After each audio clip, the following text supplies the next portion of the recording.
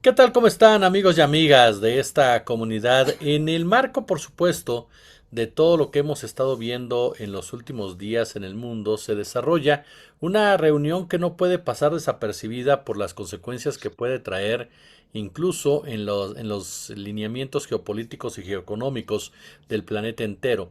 Donald Trump llegó a China, ya se reunió con Xi Jinping, por lo menos ya aparecieron ante las cámaras.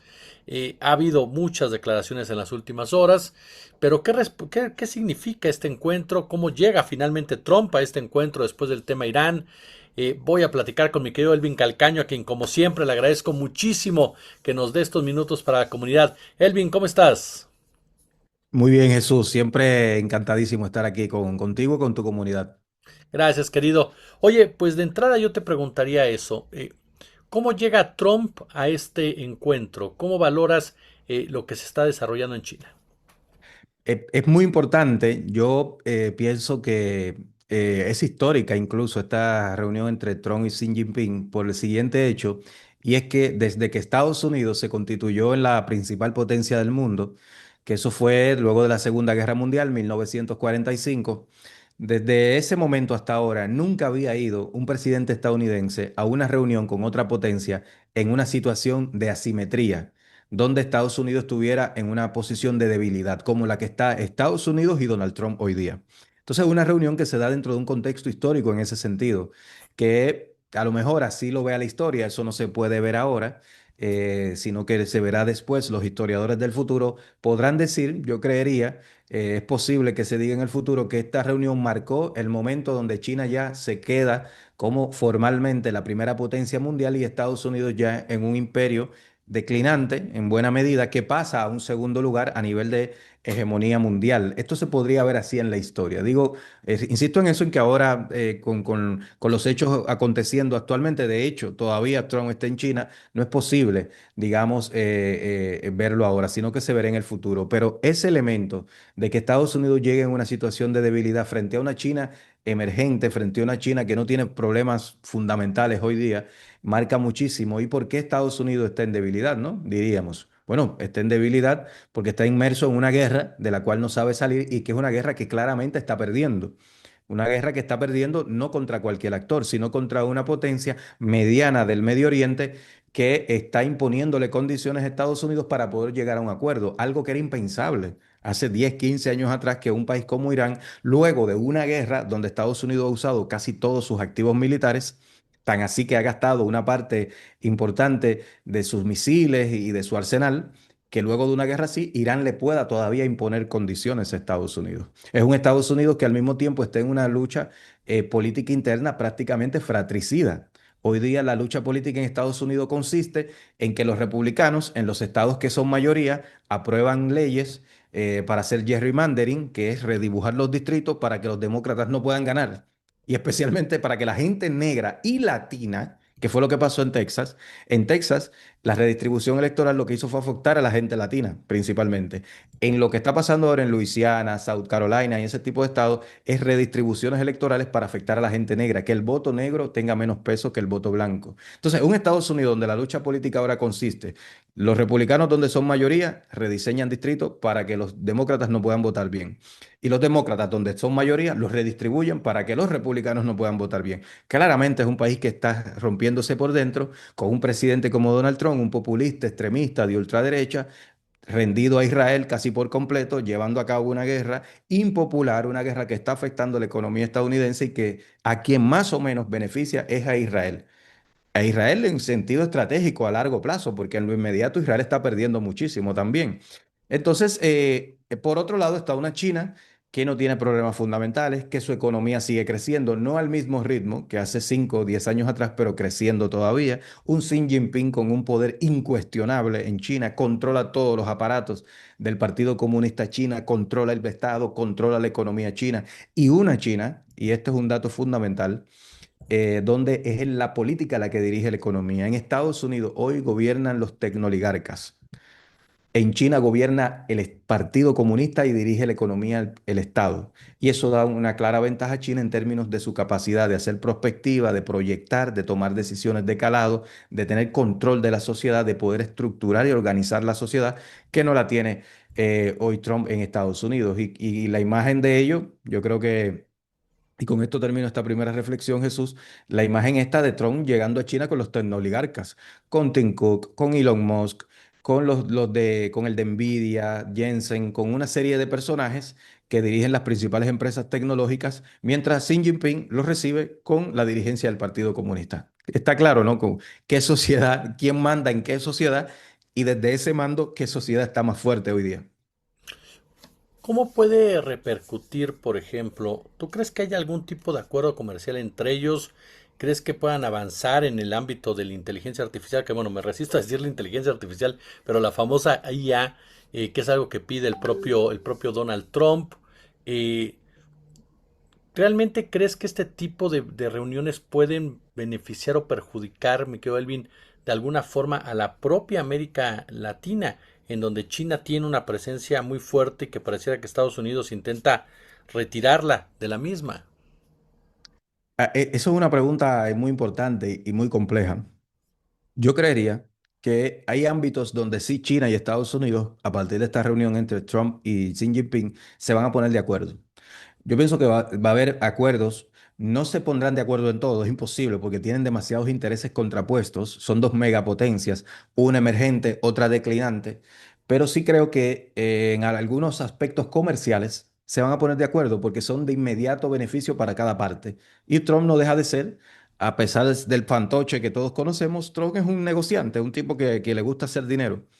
Entonces, yo creo que en aspectos comerciales va a haber acuerdos.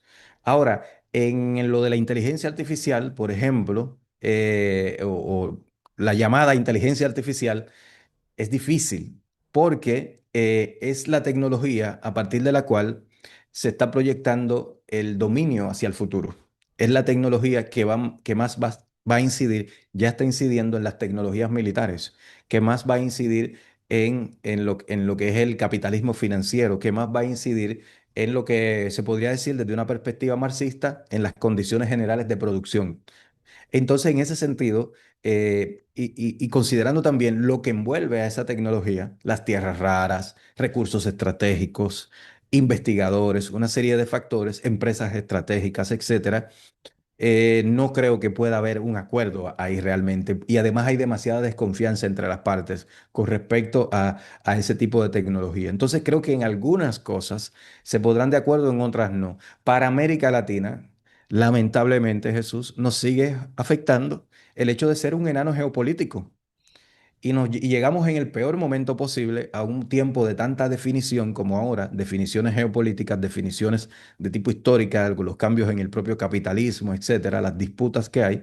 Llegamos en el peor momento nosotros, los latinoamericanos, porque llegamos en un tiempo donde América Latina hay mayoría de gobiernos de derecha, las derechas se venden de gratis a Estados Unidos y ahora con Donald Trump que las extorsionas con más razón se venden. Entonces, los pocos gobiernos de izquierdas que quedan ahora en América Latina, México, Colombia, Brasil, que tienen cierta perspectiva soberana, que quieren actuar desde un punto de vista de los intereses latinoamericanos antes de los intereses, en este caso estadounidenses, pues no pueden hacer tanto. Entonces, se pondrán de acuerdo en algunas cosas Trump y China. Yo creo que con respecto a América Latina es difícil que puedan haber acuerdos fundamentales porque China ya es el principal socio comercial de varios países claves de América Latina, como Brasil, como Chile, en tanto que Estados Unidos lo que está es retrocediendo y no tiene nada que ofrecer. China tiene cosas muy concretas que ofrecer. Fíjate los pragmáticos que son los chinos. Lo mismo que se reúnen con Petro, se reúnen con el ultraderechista que gobierna en Paraguay, con el ultraderechista de Panamá. Ellos se reúnen con quien convenga en función de los intereses chinos. Entonces, China, que lo que tiene para ofrecer son cosas concretas, inversiones en puertos, en logística, en minería, etcétera, y financiamiento. Eso es lo que tiene China. ¿Qué tiene Estados Unidos para ofrecer? Discursos, ¿no? Y lo que le han llamado el escudo de las Américas, que eso es, ya hemos hablado otras ocasiones de que eso es un engaño, es una falsedad, la falsa lucha contra el narcotráfico.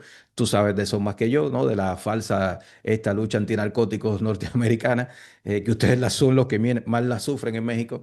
Entonces, ahí hay lo que quiero señalar con esto, hay un tema con Latinoamérica que es muy desigual, yo le llamaría que, más que desigual, que no da lugar a posibles acuerdos entre Estados Unidos y China, porque China sí tiene para América Latina, Estados Unidos no.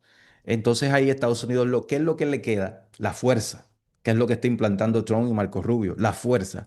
O estás con nosotros o estás en contra. Y estar en contra de nosotros es sanciones, es acusar a tus presidentes de narcotráfico, es ponerlo en la lista OFAC para que no puedan tener transacciones financieras, es afectar tus empresas para que no puedan vender en Estados Unidos, etcétera. Entonces ahí no veo mucha cosa que pueda surgir de esta reunión relativo a América Latina en el sentido de que pueda cambiar el actual estado de cosas que hay hoy en nuestra región. Oye, Elvin, a final de cuentas me da la impresión y con este excelso análisis que haces, que queda claro que Estados Unidos ya no manda solo en este mundo. ¿Qué tan importante es precisamente em, que se mantenga una relación estable entre estos dos países, que de una forma u otra, como bien lo describía, Estados Unidos está sufriendo un colapso, poco a poco se encamina hacia el mismo, para la consolidación del mismo, pero que hoy por hoy pues sigue jugando un papel como tal? ¿Qué tanto se puede lograr una estabilidad entre Estados Unidos y China, como la que expresa el presidente chino precisamente como necesaria? ¿Qué tan importante es esto y qué tanto puedes confiar en Estados Unidos en lograrla? Esa última parte de tu pregunta es la clave, porque lo que acuerden Xi Jinping y Trump hoy día no es seguro que siga estando dentro de 2 años, cuando probablemente vuelvan los demócratas. Y volverán los demócratas, digamos, es muy posible que vuelvan en el 2029, pero después puede volver otro ultraderechista como Donald Trump que rompa todo, le ponga patas arriba y haga otra cosa. Estados Unidos ya no puede generar confianza en el mundo, porque no se sabe quién va a mandar ahí. Es un país que tiene una crisis interna tan fuerte donde mientras esa crisis se mantenga y por ahora no se ve de qué manera pueda acabarse esa crisis, lo que va a estar ocurriendo es que cada 4 años no se sabe quién va a ganar en Estados Unidos, quién va a mandar. Porque producto de esa crisis van a estar surgiendo personajes del estilo de Donald Trump que lo que le venden es al norteamericano precarizado y empobrecido que van a volver a ser grandes y que para volver a ser grandes hay que ir por el mundo imponiéndose y demostrando lo grandes que son, lo maravillosos que son, etcétera. Y por otro lado, los demócratas con su tradicional discurso de los derechos humanos, de lo que le llaman a Nancy Fraser el progresismo neoliberal, etcétera, ¿no? Pero en ese sentido, el decir, como te decía, esa última parte es la clave, porque ya Estados Unidos no puede generar confianza. Y esto lo que va a provocar es lo que ya está pasando. China se está convirtiendo hoy en el garante de estabilidad en las relaciones mundiales. Por eso cada vez más actores como la Unión Europea, actores como la Unión Africana, actores como el propio Consejo de Países Árabes del Medio Oriente, antiguos y históricos socios norteamericanos, están girando hacia China. Porque con China, cuando tú llegas a un acuerdo, tú sabes que eso va a ser así de aquí a 10 años. Con Estados Unidos no se sabe. Con un país en crisis donde ya no se perfilan políticas de largo plazo, sino que se perfilan políticas en función de la personalidad y de los intereses del mandatario que esté en su momento. Y cada 4 años puede haber uno diferente. Entonces, eso por un lado, pero al mismo tiempo, que es la otra parte de tu pregunta, que es clave, el mundo hoy, para que el mundo siga estando, bueno, no digamos sigamos estando, porque ahora mismo está ocurriendo un genocidio mientras estamos hablando, ¿no? Claro. El mundo está relativamente tranquilo para nosotros, ¿no? En esta parte del mundo, relativamente tranquilo. Pero para que no haya una cuestión de guerras e inestabilidad generalizada en el mundo, eso va a depender de cómo se puedan poner de acuerdo en puntos mínimos al menos China y Estados Unidos. La sobrevivencia incluso podría ser que la sobrevivencia de la vida en el planeta como la conocemos dependa de cómo se pongan de acuerdo China y Estados Unidos. Porque hay una cosa que es histórica y es que las transiciones hegemónicas siempre han estado precedidas de guerra. Eso ha sido muy antiguo, eso, ¿no? Nos podríamos trasladar a los tiempos sumerios, al imperio persa, etcétera. Siempre que hay una transición, en lo que hoy se llamaría el sistema de gobernanza mundial, lo precede una guerra, donde con la guerra se pasa del poder de hecho al derecho. Es decir, quien asume el poder luego de la guerra, quien gana, construye una institucionalidad en función de su nueva dominación. ¿Qué ocurre? Bueno, que China está superando a Estados Unidos sin guerras. China está superando en todo prácticamente a Estados Unidos sin guerra. China nunca ha ido a una guerra, por lo menos desde que se constituyó en un estado comunista en el 1949. Del 1949 para acá, Estados Unidos ha estado, no sé, en 30 guerras por lo menos, ¿no? Estados Unidos está en guerra como cada 2 años. Entonces, ¿qué pasa? Que hay un poder imperial hoy, que es el que está declinando, que ha mantenido su hegemonía a través de guerras. Hay un poder emergente que ha ido creando una hegemonía sin guerras.